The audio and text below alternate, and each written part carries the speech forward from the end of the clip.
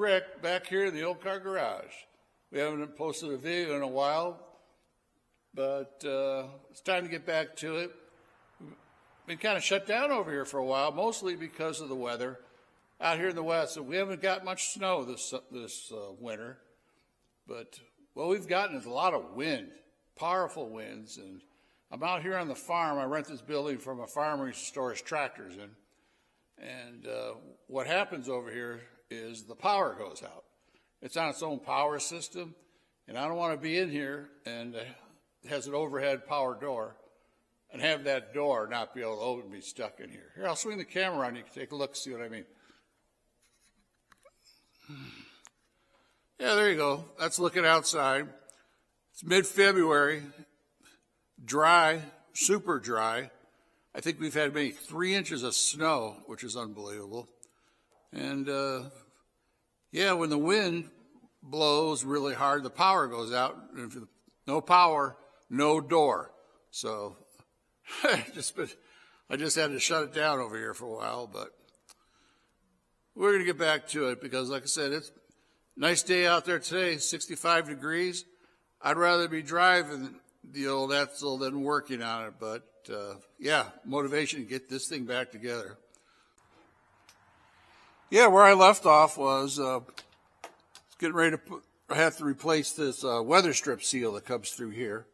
And here's the original. It's all rotted and no good. And I searched around. No one makes this pillar post seal for a 59 Edsel. They do for other cars, but not this. So I was trying to figure out what to do. So what I had to resort to, I had to change hats and put on the hat of knowledge. So get rid of this hat. And we're going to go with this hat here and try to figure out what to do.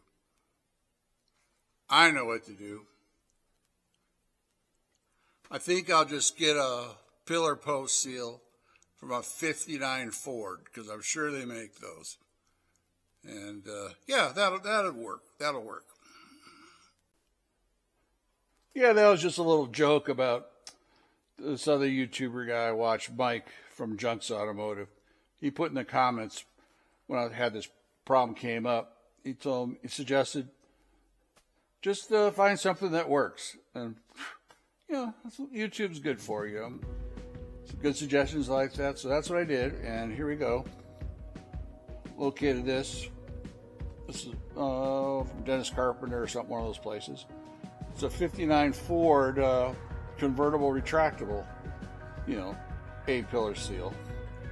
And this is all Ford, right through here. So all it has to do is fit this groove, make it fit.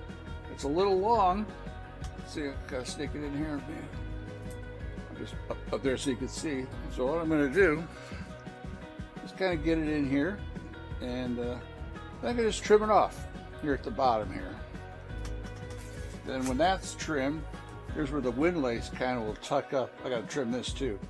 And, I'm going to trim off the top of this, take the inner out of this, and just put the fabric and tuck that up in there and get that going. And then it'll kind of go down like this. So that's going to be the plan. And the way to put this in, I've already kind of unscrewed this trim panel here. It unscrews, but I don't need to take it out all the way because I want to make sure I can get it back in, but just enough where it exposes that slot, and this actually fits in there. I mean, this is it. This is the plan. Just kind of tempo show you. You can get a shove here, maybe a little there. Wow, look at that. Man, that is the deal. I'm going to trim it about, I don't know, about right here. Here's the Windlace. And I'll trim this back in here and tuck that in there, make it look like it should be there. Then run it down here. I'll pull this out. Thing about this Windlace, I'll take this camera out. The way they put this in, I think what they did is they put this Windlace in first, then put the dash in. Because this piece here, actually you can tell there's some kind of adhesive here originally, because it's got to like run through here, down through here, you know, through this slot here, then all the way down there. It's a good gap there. That'll be easy. Then tuck up underneath the sill panel. Okay, I'll show you what I mean about that windlace. Before I put this rubber piece in, I'm going to see what's going to be involved in putting this windlace in. As you probably figured out, I am by far no automotive upholstery expert. All you auto upholstery guys are probably looking at me laughing, but hey, I'm going to make this look just the best I can so we can get back on the road. So that'll be the plan. Okay. So here goes in that slot there. Oh yeah. Don't get up in that corner. Looks good. Let's see. There.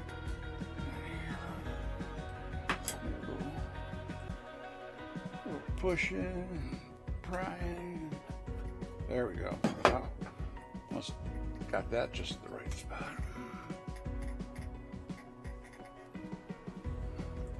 Let's see. Now come down here.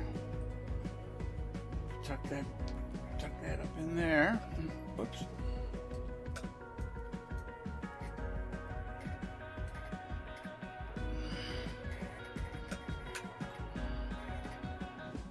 There you go. Oh.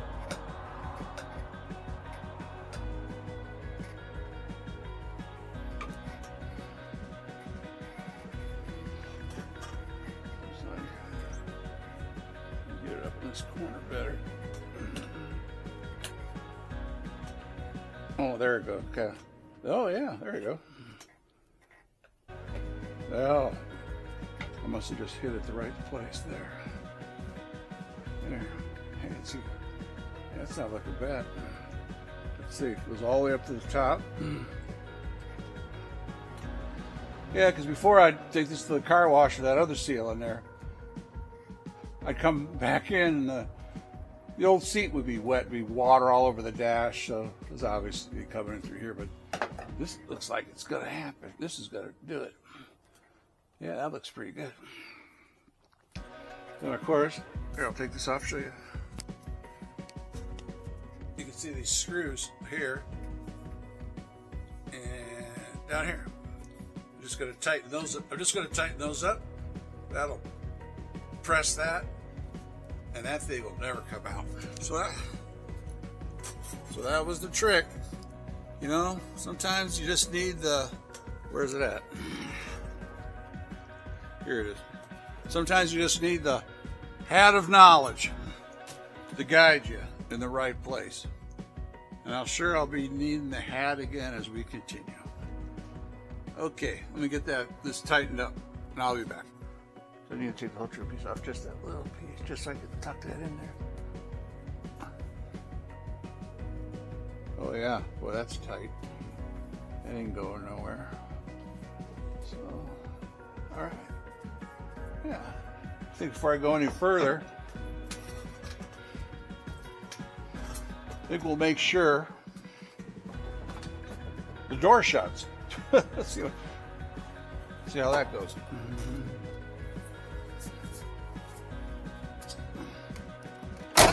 Oh, no problem. Put my hand, see how much gap is there. Oh yeah, that comes right up to it. Right up to the door. You can't really see it there, but yep. That is the trick. And this even works. The wing window just barely, oh yeah, just clears it. Hey. That is the ticket. All right. Looks good here. All right. So, where am I at? Light on subject here. Yeah, that really can.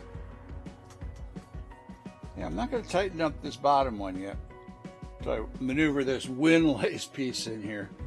So I think I'm just gonna go ahead and go for this, put this in and see what I can do. So I'll be back and show this all done. Okay,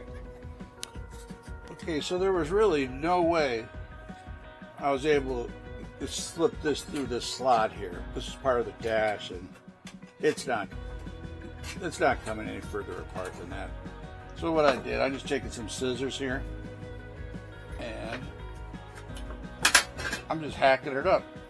Here's where it goes. I'm just cutting this like this, trimming it like this, and I'm going to turn it. I'm just going to put some contact cement on this and see, and have it go down in here. Then once it gets down,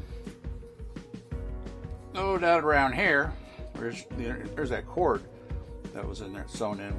That's good. I gotta cut that out. Then I could tuck it in here. So it's gonna look like this. I'm just gonna use some contact cement, roll it along here, and see how it works. If it comes loose, unglues, I'll just put some more glue in there, or super glue, or come up with plan B. But for now, I'm gonna give this a shot. Just to make this turn with it right here, then down about right here, underneath this trim panel, I can get it tucked in there. Like the screwdriver here I got jammed in here. It'll pry it out enough where I can get it down here, then enter the silk plate. Well, that's the plan at least, so let's see how that works out. Okay, I got the Windlace in, and what I had to do, I used this contact cement and just glued it down along this curve here, where there's no way I can get the cord in. See if I can get the light in here. And boy, it is on there. Looks pretty good. That is not moving. All I had to do was glue it around this corner here. I cut out the cord that was sewn in so it lay flat. And down here, I put the cord and stuff it in behind here. Yeah, and actually, it looks all pretty good. Here, let me take this off here. Get a better look. Yeah. That looks really good. All right, good. And I'll tell you, the stuff I used for this contact cement was this stuff here. Weldwood contact cement. Man, this stuff is pretty good, especially when you're just gluing, fabric to metal. Boy, that thing is on there. I don't think that'll ever come off. It's probably on there till the end of time. Next step, final step here. I was going to just kind of trim this off, the weather seal, but I don't think I can make a straight cut. This is pretty thick right here. So instead, I'm just going to kind of bend it over here like this here. And I think I'm going to, I'm just going to drill a hole like right here and put a screw right there like that. And yeah, I think that'd be the best. About right there.